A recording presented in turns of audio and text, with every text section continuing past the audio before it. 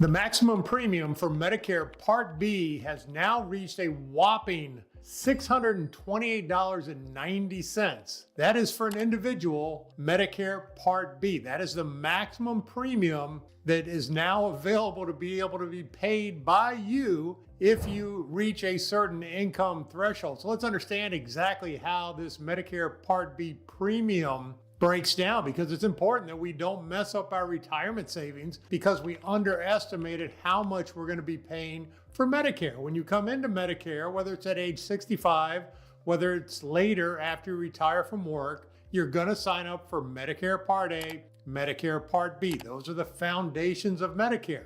Medicare Part A generally does not have a premium as long as you have worked more than 40 quarters. So 10 years during your lifetime, you've contributed into your FICA and your Medicare tax. Medicare Part A does not have a premium. Medicare Part A covers stuff on inpatient hospital visits when you're admitted into the hospital. Medicare Part B does have a premium. Medicare Part B covers all the stuff outside of the hospital admission. Doctor's visits, specialist visits, outpatient surgeries, everything that does not occur in a hospital admission.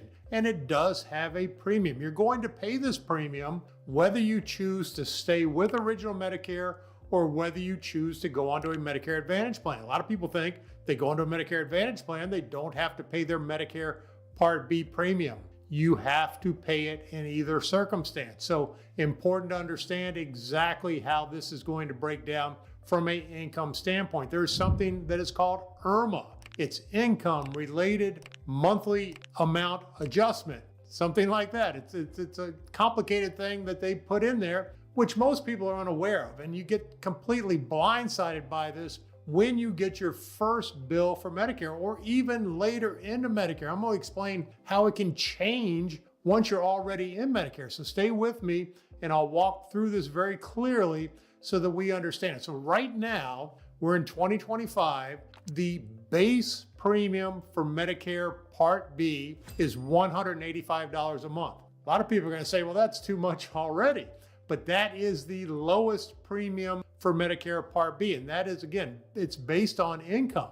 So with the base level of your Medicare Part B, you can make up to $106,000 individually or $212,000 jointly. So if you're married, you and your spouse combined $212,000. If you make less than that, which that's not a tremendous amount of money. Some people think it'd be great to be in that position, but other people think that's not a whole lot of money to be making. So if you make less than that, then your premium, yes, is $185 a month for Medicare Part B. Most people generally will fall into that category, and especially after they retire and they are no longer working. However, there are some income situations there that I'm going to talk about in a minute that can throw you right back into this thing where your Medicare Part B premium is going to skyrocket, go through the roof, and really can get out of hand. So there's incremental changes, and I have the chart right here, shows you exactly where you can fit in, where you might fit in. So the next level is at $133,000. So if you make between 106 and 133 individually, or 212 and 266 jointly, it's going to increase your Medicare Part B premium by $74 a month. That's a pretty big increase on top of that 185. So it's going to bring us to $259 a month for our Medicare Part B if we are in that category. So you can see these categories go up from there up to $167,000 next for individual, or $334,000 jointly. It's going to add $185 to our Medicare Part B premium. It doubled your Medicare Part B premium. So you're now going to be paying $370. This is per person. So if you're doing this jointly, it's going to be for you $370, for your spouse $370. So add that up. That's $740 Medicare Part B premium for the two of you. So again, very important to understand this. You can see where this chart goes. It runs all the way down to where it is $500,000. So if you individually make more than $500,000. And certainly it's a minority of people, but it's not small of a minority. And I can tell you the people that are in the minority don't feel like a minority. If you are making more than $500,000 individually, and now only $750 jointly, it didn't double like it did on the early stages. Now it's $750 jointly. It's going to raise your Medicare Part B premium by $443.90 per month.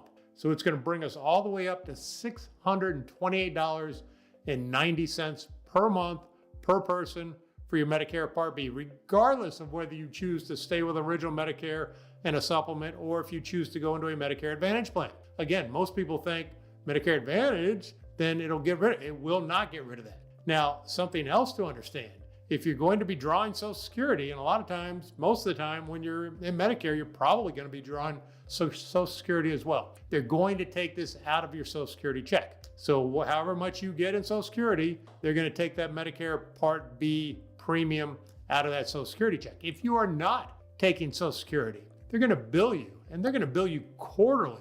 So they're going to multiply this number by 3 and send you a bill. So again, shocking to get that bill in the mail. If you're not expecting it, if you were thinking 185, some people aren't even thinking that. They think we've paid for Medicare all our lives. It's not going to cost anything when we get there. So you need to be prepared for when this comes. So when can this come up later? When can it creep up on you and surprise you? So let's say you retire and you stopped working, so your income is not what it used to be, or even if it is, it's less than that original $106,000 or $212,000 jointly. We're below that, $185 a month.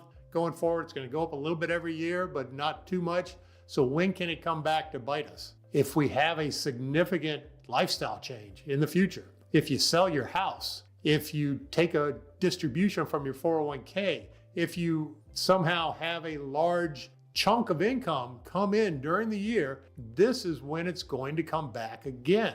So a lot of people have their house. I just did a video not long ago on what happens when you sell your house and you're in Medicare. You know, you may have been in your house for 30 years. You may have paid a very small amount for that house compared to what it's valued at now.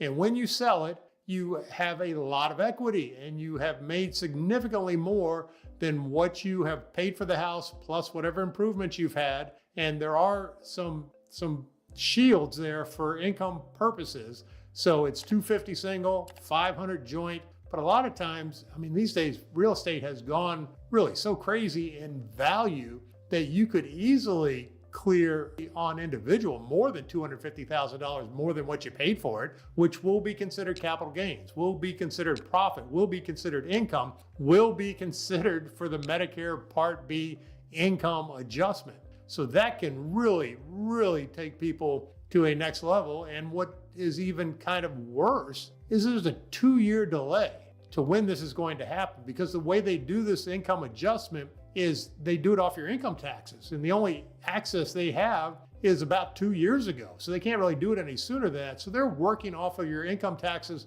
from 2 years ago. So you may have sold your property. You may have taken a distribution out of your 401k of significant to do something, maybe buy a boat, maybe do whatever it is you want to do with it, but it's going to show as income. And then 2 years later, all of a sudden you get your bill from Medicare for Part B, and it's significantly more than what you're expecting. So make sure that you understand exactly how this income related monthly adjustment works. And let's talk a little bit about what exactly can be included in that income.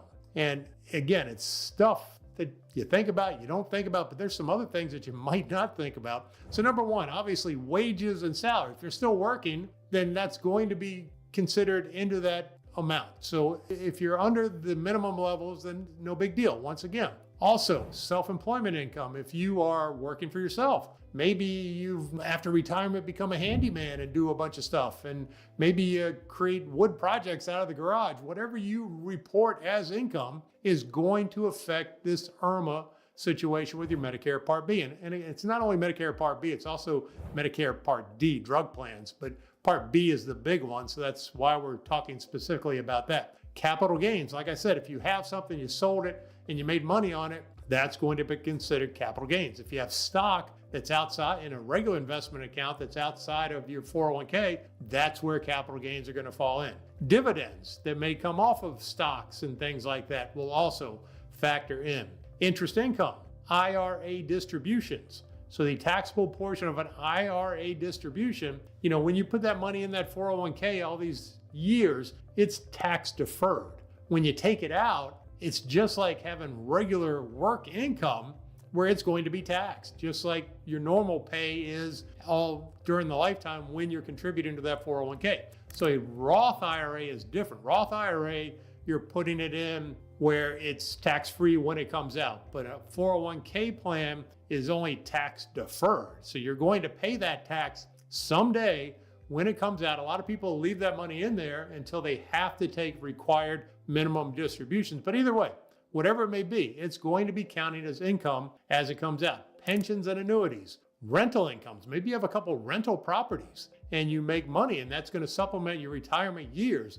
That rental income will also count towards the IRMAA situation for Medicare Part B. Alimony, business income, unemployment benefits. All that stuff put together is going to fit into that chart and figure out exactly where you're going to land on your Medicare Part B premium. So I just want you to be aware so that you don't get surprised, especially if you have a $600 Medicare Part B premium. It'll shock the heck out of a lot of people, and just want to make sure that we don't have these kind of surprises going forward. So I hope you found this information helpful. Please subscribe to the channel. Take advantage of all my information. I've got a ton of it on Medicare. We're here to help. That's what we do, especially Medicare supplement plans. If you're going to get a Medicare supplement plan, I'd certainly appreciate it if you let us help you do that. We will get you the best price with the best carrier in your zip code, regardless of where you live. We'll make sure that everything gets done exactly the right way, and we're here to help. Have a fantastic day.